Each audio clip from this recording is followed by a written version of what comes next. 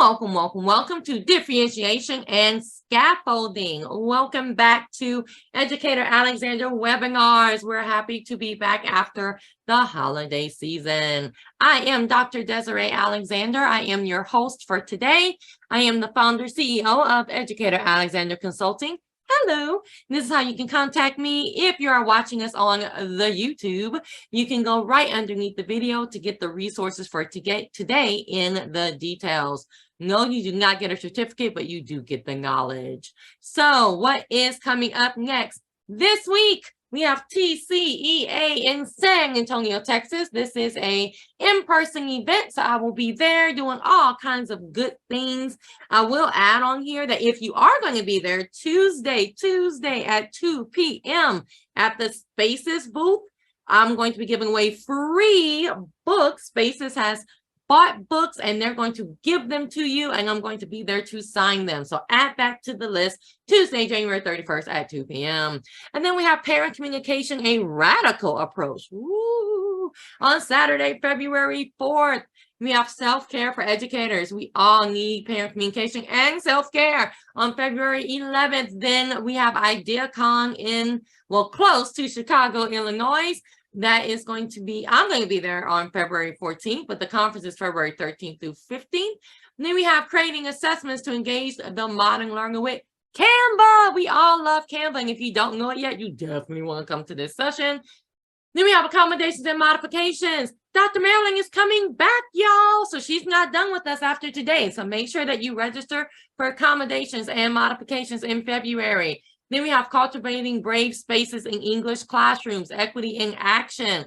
We all need to be talking about this. We love it. That is in March. And then in March, we also have empowering student voice with tech tools, digital storytelling in the classroom. If you see all these presenters, y'all, oh my gosh, they are really awesome presenters. I'm so happy.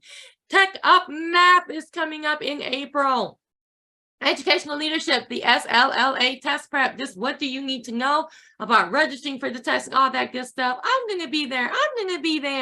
Then we have all of the different self-paced online classes that you can register for. We do have some other webinars that we just released, so they're not on this slideshow. We can always find them at the same spot at alex.net/events.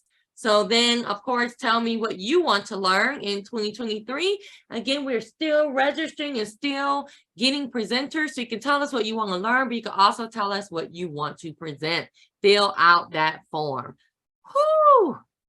Y'all, we have a lot going on with EA webinars right now. So definitely go to that website, or you can go to educatoralexander.com and click on upcoming events. We have even more on the website. What?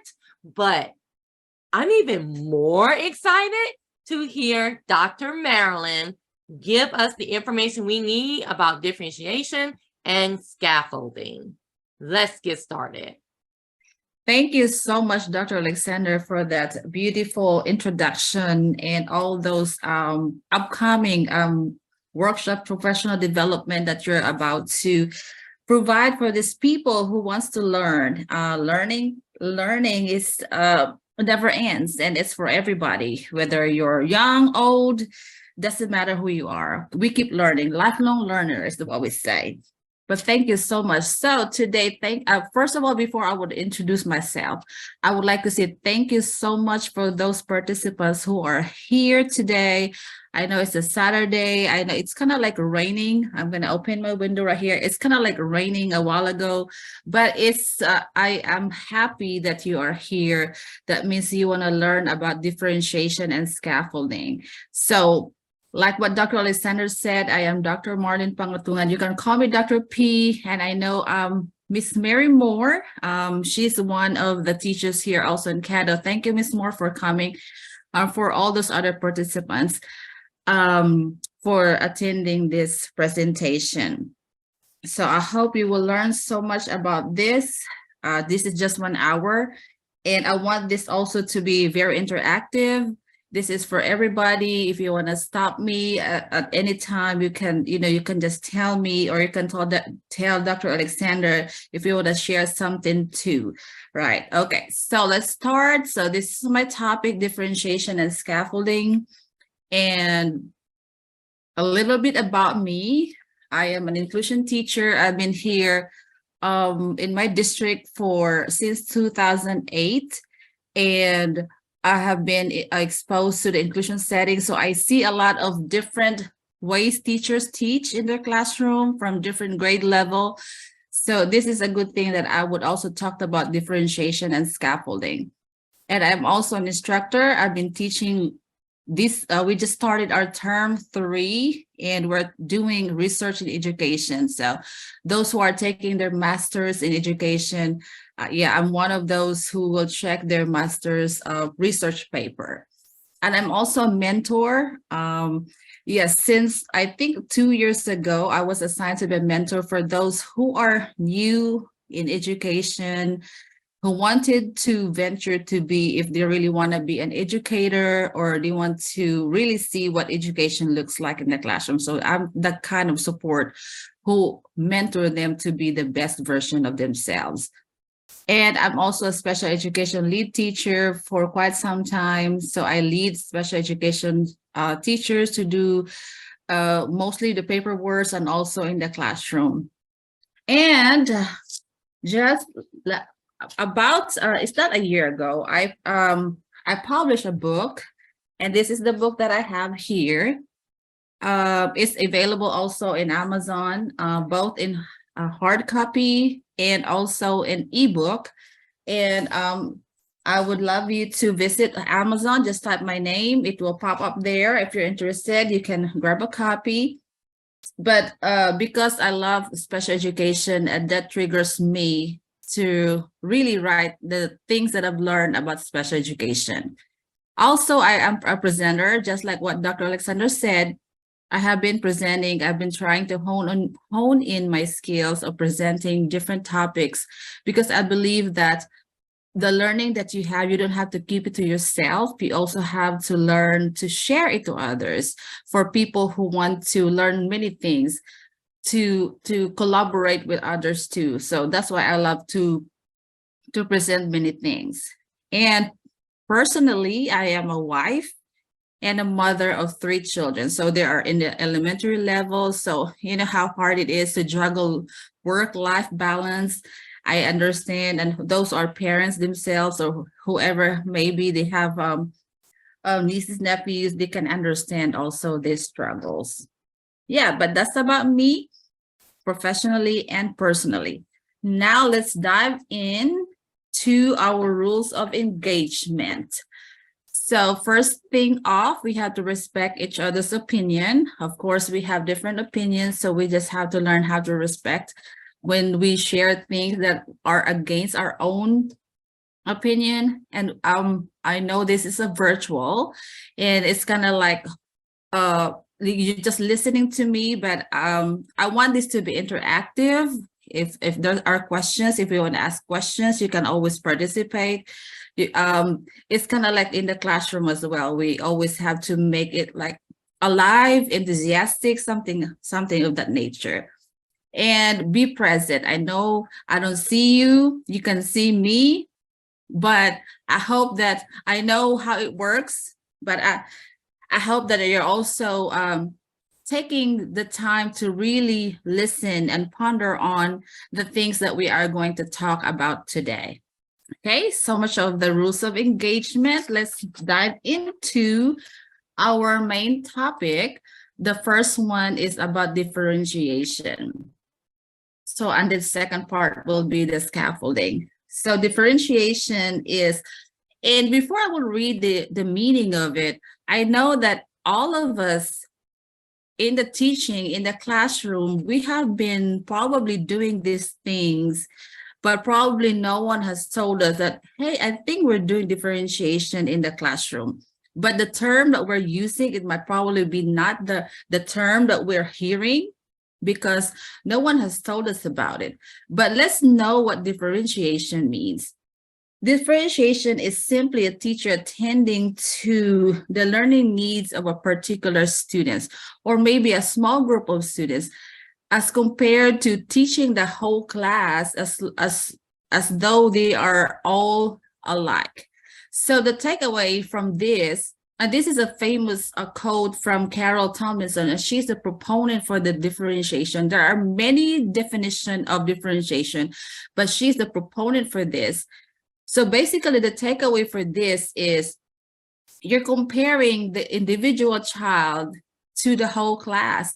And if we think about the whole, let's just say 26 maximum number, maybe or more in the classroom, we think about, oh, the child is not where the child needs to be. And then we stress ourselves, our blood pressure go up because we really want the child to be functioning the same as the other child, but we know that they are different.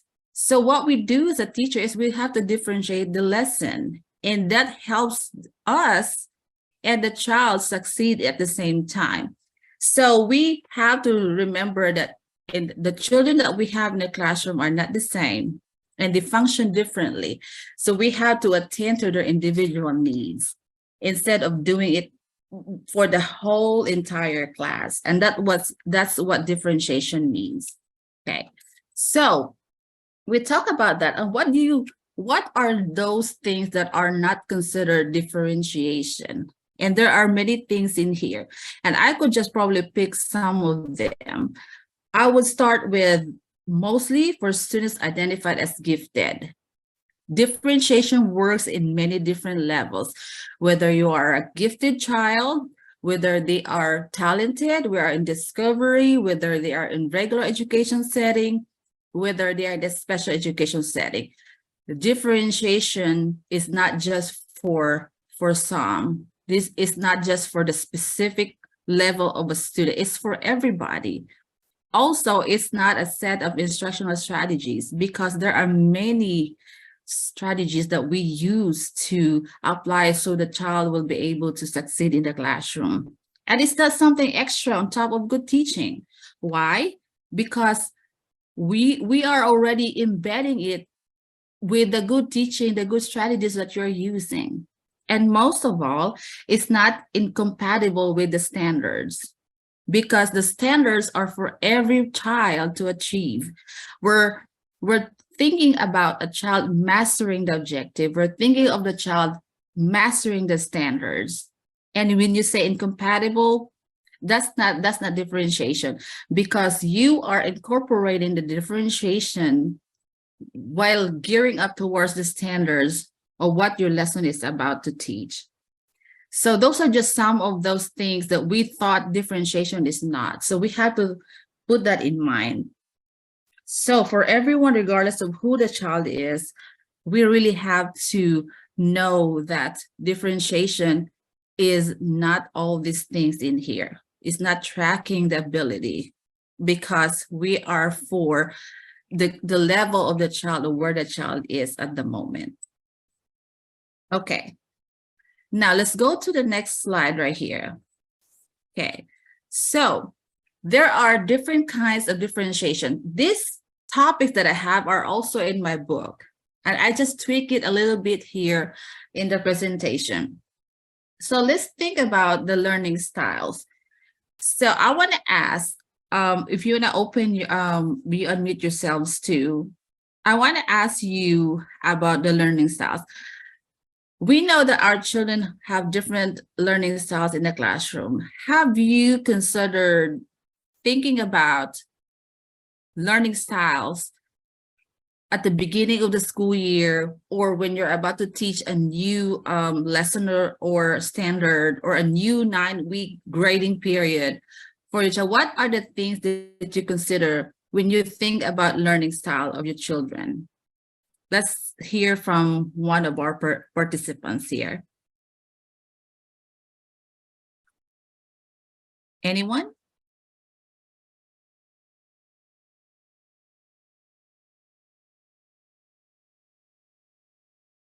Or I would just call Miss Moore. What do you think learning style is to you for your kids, Miss Moore?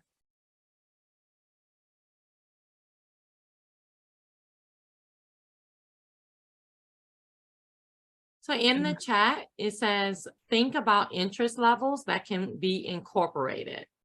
Right. So the interest levels that can be incorporated, yeah, that's correct, because there are children who are at a different level, and we have to group them actually by the level of their understanding. That's right. Thank you. Okay, anyone else? Miss Caitlin Thomas. I see your names in here, so if I don't hear you, I may probably just call you randomly, so you will be able to participate as well. And I really appreciate that that part. Okay, so yeah, so differentiation. Learning styles, we usually, as a SPED teacher, we always put that in the present level of academic achievement and performance functioning, that we always state it in their IEP that the child is a visual auditory, or the child is a auditory kinesthetic.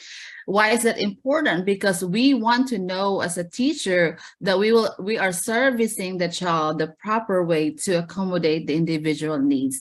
So this is just the first one of the differentiation that we talked about, the learning style. So we also have it right here. There are more than maybe 8 of them, the learning styles. And we basically, personally, I am more of the interpersonal type of a learner, because I feel like I'm an independent learner with strong self-awareness. But as a combination, I am also a like, I like word smart, like I like reading and listening, but I also like note-taking.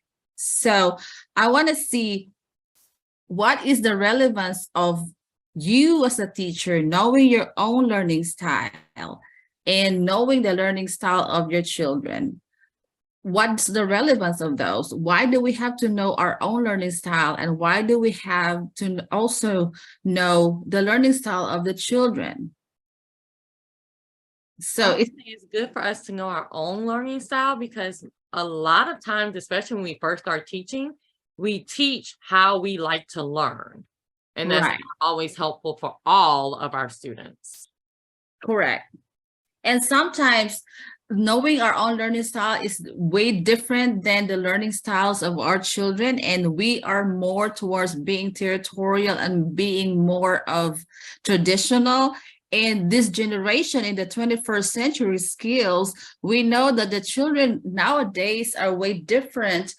Their learning styles are way different than what we're used to. So we just have that growth mindset to be able to make that adaptation.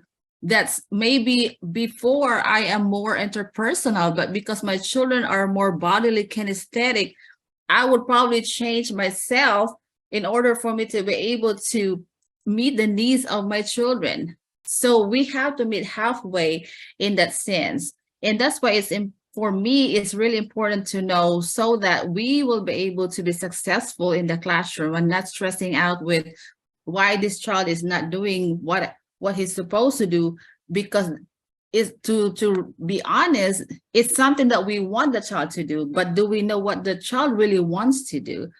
So those questions that we had to think in mind. And Miss Moore said, I am a people smart, musical, and she likes picture. I tend to begin there in my teaching to inquire information about my students' learning styles. And that's based on this, Miss Moore, you can like, maybe you're asking questions, and by their answer, you will be able to say, oh, probably this child is this, or maybe this child likes nature, or maybe the child likes the color, the drawing. So based on that, that's really a good way to know their learning style. You don't have to really have that inventory, which is a good thing too, for you to start off the year. But there are many ways to learn their learning styles. So here, hold on. So those are the ways that we have to know our children, to be able to attend to their needs. So to be able to differentiate the lesson based on the learning style. Now, the second part of differentiation is the questioning. So let's think about asking questions, and there are 26 to 30 children in the classroom, and we know that they are not functioning the same. So there are ways to ask questions. And I would remember, and these questions here, the Bloom's taxonomy, these are also part of the rubric evaluation for teachers. And I remember a few years ago that when I will be observed in the classroom, I will always have this Bloom's taxonomy in mind, because I know that they would cite me for questions that are not rigorous enough. So I would consider questions like more of the knowledge part. So if you see in the Bloom's taxonomy, it starts with remember, with the knowledge, until the child will be able to do the top parts, which is to evaluate. But then we know the ability of our children in some, so this is the way we differentiate questions, because we are going to see the level of questioning based on the child that you call in the classroom. You don't ask a question, and a question that is harder. Let's just say, for example, you wouldn't ask a child that are on the knowledge level and ask a question that's on the evaluation level type. We have to learn what the functioning level of the child. So that's why you have to create a lot of question stems for the child to be able to answer questions, because there are children who are not understanding the same as the other kids. So these are just questions that we have, sample questions of how we differentiate based on the Bloom's taxonomy. So as simple as maybe in the classroom, you can probably ask more knowledge questions, more comprehension questions. And based on my own experience, I always stop somewhere in the application. I rarely ask analysis, the synthesis, and the evaluation part somewhere, because like what I said, it all depends on the students that you have. If you have students who are maybe understanding more of the evaluation level, then that's a good thing. But also you have to learn how to call children. So my question to you is, how do what strategy are you using to call on students when you're asking questions? If you want to like share one or two person here. What are the ways that you ask questions? Are you using a random, like in the dojo, there's also this random questionnaire, like choose random names, or what are the strategies that you're using to call on students when you ask questions?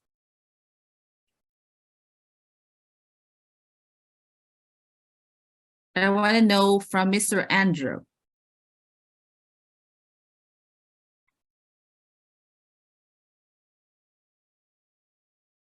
Maybe there.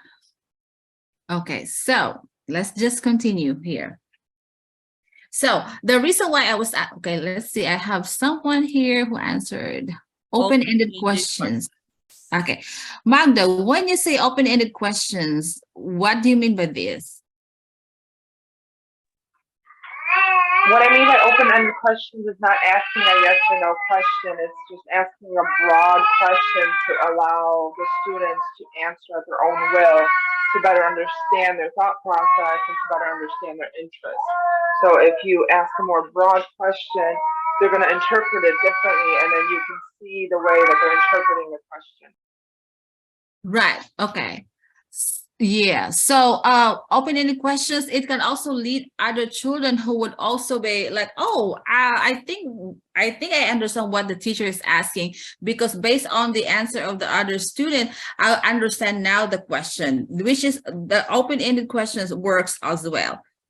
Ms. Moore shared, when I ask question, it is basically off the last response. Yes, as teachers, we are observant. We are going to quickly pick up what the last question and what the answer is. And sometimes we keep probing questions, and that helps lead the children to think, and it helps other children to also analyze the question based off the answer from the other children. And that's where the discussion comes in. And that's when you would say that, oh, the class has this kind of understanding of the question. And when you have this kind of questioning, it's question after question, and that means you would be thinking that, oh, my children are understanding what we're supposed to do. And Miss Moore, this is also what I'm doing when I'm asking questions in the classroom.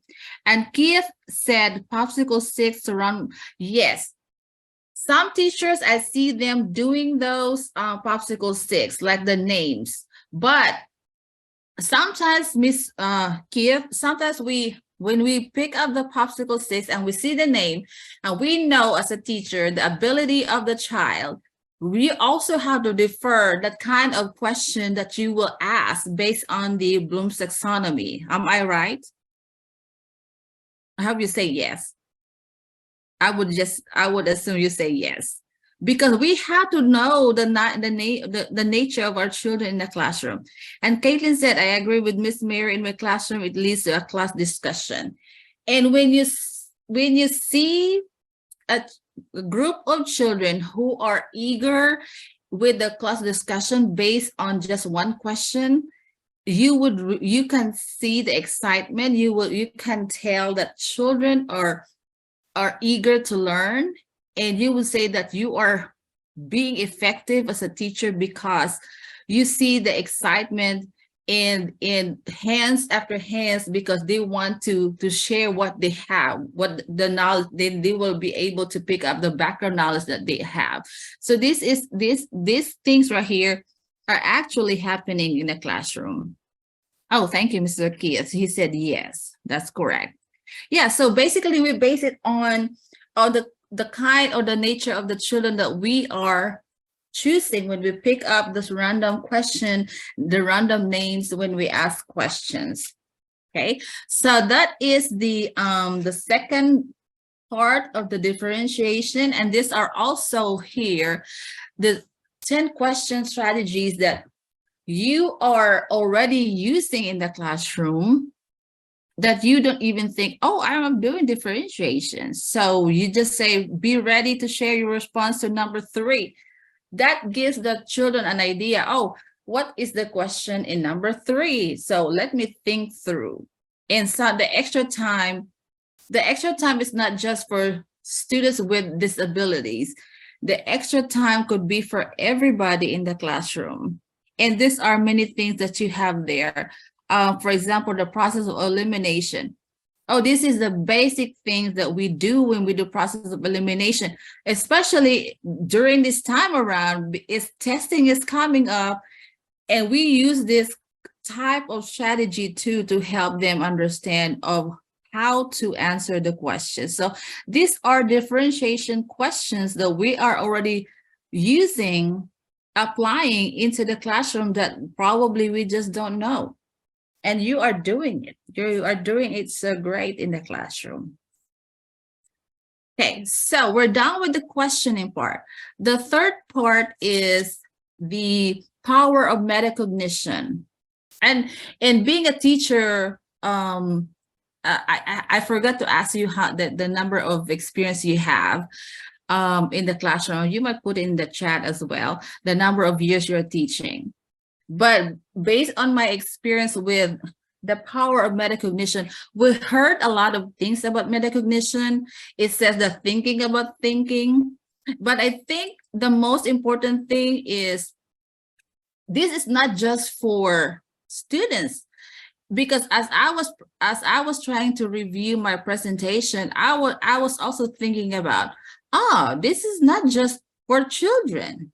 These are also for adults, because you would hear, a lot of things from news, from everyday life, the current events, that some people, are doing this differently. So we know that metacognition is part of differentiation. And the good thing here is there is a power of a child or a person who has reached that level of metacognition. When you say metacognition is thinking about thinking, and it says in here that metacognition is valid for, I want to just say students, I will say for everyone to thrive in our career, in our lifelong learning, because it helps promote autonomy and resiliency. So we if you will watch the news, just being real, we think about what's going on in the world, what's going on in our community. We'll just not just go to the world, we'll just go to our community. We think about what's going on in there. And many people don't even try to feel like they will survive, or we are probably in a survival mode, which is true, right?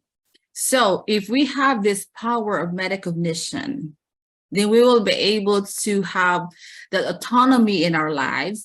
We'll be able to be resilient in our lives because we have this metacognition. The thinking about what we're trying to do in our lives, the thing about that what we're trying to accomplish, this will help every individual to succeed. And we will be able to have that growth mindset instead of a fixed mindset. And we learn from mistakes. So there's a cycle for this one. The cycle for the metacognition is you start with assessing the task, whether you're in the classroom, whether you are is in your real life. You have to know what are the tasks that you're supposed to do. Then you have to evaluate the strengths and weaknesses. Oh, if I do this, what will happen? If I do that, what will happen? Then you're going to start thinking, planning the approach of how you're going to approach. Just like when you solve a problem, like math problem in the classroom, when you do that, what will you do? What approach will I do? Then you apply the strategies. What strategy will I use when I try to solve division? What strategy will I use when I'm going to use solve a math word problem using multiplication? Then you start to reflect. And I think this part right here, the metacognition, based on my teaching experience and based on my observation, this is the part where all of our, I'm not going to say all, I'll just say some of our kids have not reached this yet. They're about to, but not there yet. So this is very important. Why? Because if we want students to grow into problem solvers, if we want them to know, to solve their own problem, to grow into a critical thinker, we need to help them develop metacognition.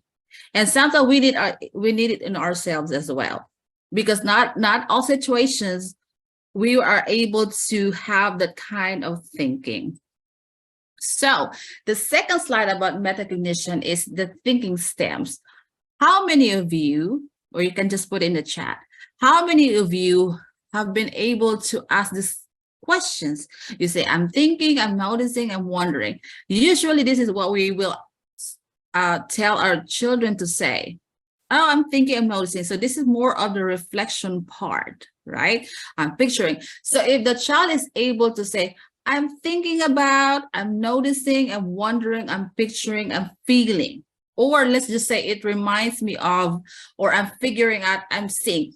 Then you would be able to say that, oh, this child is thinking about what he's thinking on how to approach that problem, how to evaluate the strengths and weaknesses, how to plan the approach, how to apply the strategy, because the child is able to reflect, oh, I'm thinking. This thinking stems right here is more of the reflection part. How many of us have seen children having this kind of thinking stems? You can put in the chat. And Ms. Moore said that she has 22 years and does so much years in service, and you have seen so many challenges, so many things that going on from the time before even computers probably is the in thing in this generation. And then Skating Thumb, thank you for being here, being your first year teacher. I hope you're learning also from this presentation.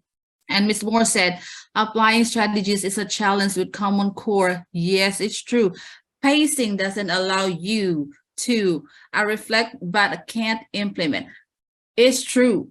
And I can understand this scenario right here, Ms. Moore. I'm with you, because the way things work at this time is way different than what we used to. We are just bound to work after work, and the pacing, the reflection part is the missing piece. And that's something that we have to deal with that. Thank you for all those responses right there. So based on this metacognition, thinking about thinking, we are helping a child understand, does it make sense? What do I do if it doesn't make sense? Do I understand what I am reading? And what do I do if I don't understand it? This is something that we are going to probably discuss in a whole group scenario so that our children would understand what they are going through, especially if we are giving a test or an assessment. And the first time they would say, like, they would not say anything. But to break the ice, what we do is we're able to help them learn to think about their thinking. So the only way for our children to know what metacognition is we are going to model them. We're going to show it to them. And in a way, they will be able to pick it up from the teacher, because the teacher is also aware of her or his own metacognition. So in short, for metacognition, it's always, if you see the picture here where I'm trying to put the circle, you always have to put your thinking cap on. It's more of like, you will not stop thinking about what you're supposed to do, and always not thinking about ways to really solve problems and things. So thinking cap on and analyzing it and reflection. That's really the best part of metacognition. And this is a process right here. All the things that I'm talking about, it will not happen in a one night thing. It's a process. Children may probably have it like probably in just a month and they are learning it.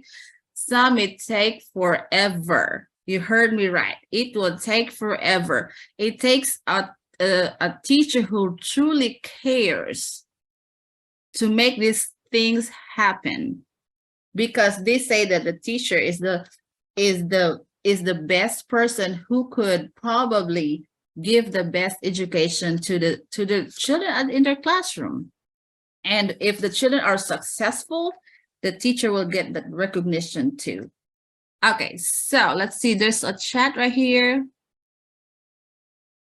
Okay, so Miss Moore said 2 years in my experience, I'm middle school. Yeah, thank you for sharing this, Miss Moore, because this is not just for elementary, this is not just for middle school, this is not just for high school, for college, this is for everybody, like what I said. We are taking away things that are applicable to ourselves, and whatever grade level you are, and there might be some professor here too, these are applicable to any grade level that we are teaching. We just have to tweak it a little bit. 4 years. Okay, thank you, Magda, for sharing. Okay, so that's so much about differentiation. So I'm going to put this right. There's also whole group. The grouping part is also can be differentiated. We can have the whole group instruction, but this whole group can be you can embed differentiation through questioning, through learning style. So all these are a combination of either one or two. You can have a small group with like readiness. Remember, it's not ability, but the like readiness. that's specially designed for close work on reading and math. I would say that it's not just for reading and math, because science, for those science and social studies teachers, or those teachers who are teaching science and social studies, differentiation can work in any subject. So I would say you add science and social studies or any subject that you're teaching, and you can have the flexible grouping. It can help you find ways to match students' learning needs to the goals of particular lesson. And you have to also do the independent or individual work, because not all kids like to work with someone. They prefer to work themselves. Sometimes myself, I would rather work by myself sometimes. So that's also part of grouping. So in the classroom, you have different centers. You have this little whole group here, like you have different centers. You can have this group of kids right there that have the same like readiness, and it works in many different ways. It will take time to make it seem like easy to think, but I understand, I'm with you, it's hard to do. Yes, it is. It's a challenge. I wouldn't say hard.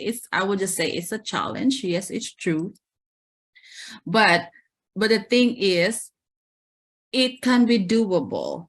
You just need to have the drive, the desire, the motivation, the determination to do it. Because at the end of the day, who are we working for? Why are we teaching?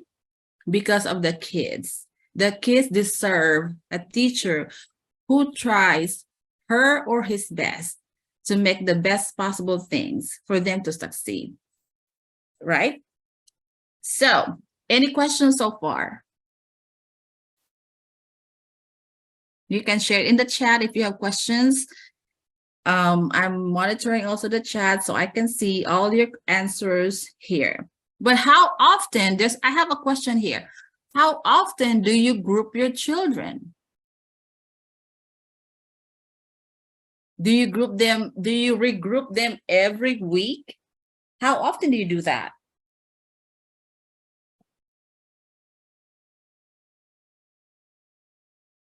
In my school, we always like every 9 weeks. Sometimes we do that. So Miss Moore said twice a week or daily. Yeah, depending on the lesson that you have, you have to regroup them from time to time. Magda said it's almost every day.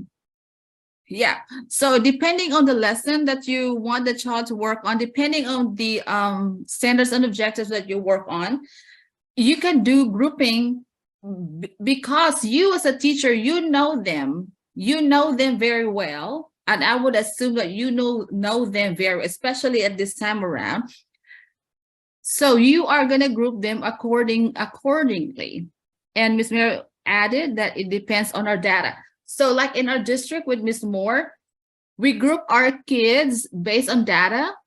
And that's the data that we gather is every 9 weeks. But then as a teacher, you have the autonomy to group them depending on the lesson or the standards that you are working on. So you can base the grouping based on data, but you are not being stopped from grouping them accordingly. So you are the teacher, so you know your kids, so you can do grouping as long as you know that it is responding to what your goals for the child to be earned on a particular day, right? Okay, so that's what we talked about, the groupings. So we're about to finish with the differentiation. Now, what I want to share with you is this. We talked about differentiation. We talked about learning styles. We talked about the metacognition, the grouping, and the best thing that I could share with you is, yes, ma'am. The best thing I could share with you is, if a child can learn the way we teach, maybe we should teach the way we learn. And this is a way that as a teacher, we have to be reflective. We have to know, observe. We have to be careful observer. So if a child can't learn the way we're teaching them, we should teach them the way they learn. That's why we have to know their learning style. That's why we know how to differentiate. Okay, so let's move on to the scaffolding. The scaffolding is very short because this is also the thing that we do in the classroom. So think about a scaffold. A scaffold is a temporary, like if you see a building up there outside somewhere, and you see a scaffold, and that means it's a temporary platform. That means it's to provide support, right? And then the more you scaffold, the more you're helping the people or the children or the kid to a higher level that they cannot reach without support. And we know that every child is different based on differentiation. So we know that we are about to provide support. Some is, and I would say this, it might be temporary for some, but it might be temporarily forever for others, which some of you might agree. So the timeline for this, there's no timeline, because as long as you know the child is struggling, you're going to provide support. You're going to scaffold as many times as you can. And it's not a crime to provide support, because if you want your child to be successful in the classroom, you always do whatever you can to help them be successful. Okay. Then the benefits of instructional scaffolding. There are so many in here, and I'll just probably mention a few. So I hope that this one of the benefits is to motivate learner to become better students. If you do it the right way, if the child feels like you really care for the child, for the children, for the class that you have, they will be motivated to learn to become better students. And then it will also increase the likelihood for students to meet instructional objectives. And that is our goal, because at the end of the school year, every time the kids will take a test, and then what are the standardized tests look like about the standards and objectives that the state is giving for a child to master. So if we do scaffolding plus the differentiation, you have the likelihood for students to meet instructional objective. It also provides individualized instruction, and it can be recycled for the learning situations, and it provides a welcoming and caring learning environment. Okay. Then what do you mean by instructional scaffolding? This is different than differentiation, because instructional scaffold, from the word scaffold, is a support. So how do you support? Through coaching, through modeling, the I do, we do, you do. And in between, you have the adequate support, like you ask questions based from the differentiation from Bloom's taxonomy. You can use outlines, you can use mind maps, you have those graphic organizers, you have this anchor charts. And then because of the 21st century, you can have videos, you can have internet technology, all those other things. Then when you feel like the child has mastered the objective and has used the strategies correctly, then that is the time that you'll be able to remove the support. If not, like what I said, it can be forever, depending on the functioning level of the child. So see, teacher's job, I would not say job, teachers, it's really a vocation for us, for teachers. And I know for sure there's a lot of challenges. Yes, everything we do has challenges. It's time consuming, true. Lack of sufficient personnel, true. Lack of examples, true. And the full benefit problem, I would say, is also true. Why? Because we cannot really tell if the child is really benefiting from scaffolding, because if we see the same things over and over again, and if we feel like, oh, we're scaffolding, we're doing differentiation, and things are still the same, so what we will do, we have to change the what? We have to change our approach. Find a way, find another way to help.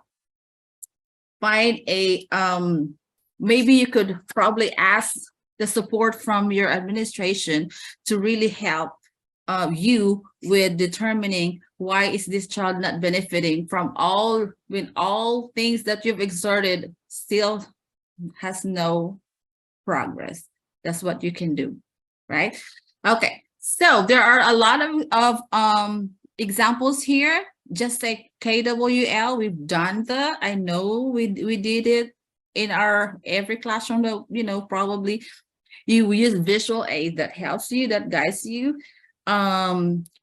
Think out, the teacher think aloud, or the think aloud teaching. And these are some of them, right? Okay, then there are also these different ways to scaffold. You have the materials and resources, the instruction, the grouping. We talk about grouping, but this is a different way to group the kids, way different than differentiation, right? Okay, then we have, what's the difference between the two, differentiation and scaffolding? From the word different or differentiation, it's a change that you're making, or is you are giving a child the choices. Because if you look at the example, you have, instead of meat, fish, chicken, you are going to provide choices like you can eat nuts, beans, protein. You know, these are just examples here. But in the classroom, you are giving choices for a child to be able to function based on his or her academic ability. And the scaffold is just to add the support. So if you will see, if you can read the screen right here, I'm just going to give you this example here. So instead of giving a calorie counter, you're going to see if she meets the daily protein requirements. So what kind of support that you're giving, right? So you could see the difference between the two, but you are going to merge them, because as a teacher, you're going to differentiate and scaffold at the same time, but at least you know now the difference. So my challenge to you is, and my question, probably your assignment, which you can answer yourselves, what are the similarities between differentiation and scaffolding? So that's the thing that you can think about for you to be able to provide support to your child individually based on their needs. Okay, now these are some more differences for differentiation and scaffolding. But the thing is, at the end of the day, what we're trying to help our kids is for them to be able to be successful, to be able for them to master the standards and objectives that we are teaching them, and plus to have a teacher that really cares, to have a teacher that nurtures them regardless of how we are teaching. And I think one thing that I could probably say before I end this presentation is we have to help our kids think about their thinking, because it's regardless of the age that our kids have, you know, we have to help them learn to think through and learn how to solve their own problems, so that we will not have the social emotional learning lessons, so that they will be able to learn to solve their problems on their own, because they will become adults, and that's what we want them to be a happy, successful, and a beautiful, you know, human being out there, to be a good citizen. Okay, and I know we only have, I'm on time, Dr. Alexander. So thank you so much for coming. We don't have, I could have said so many things, but I don't have time anymore, and I'm gonna turn this over to Dr. Alexander. Dr. Alexander. Thank you so very much. The evaluations are coming in and everybody's just like, yes, and they're putting quotes that you said. And I know one that really stuck out with me was, you know, if your students are not understanding what you're teaching or how you're teaching, you need to teach the way that they need you to teach them. I'm like, yes, yes, yes, yes, yes. That was such a tweetable quote.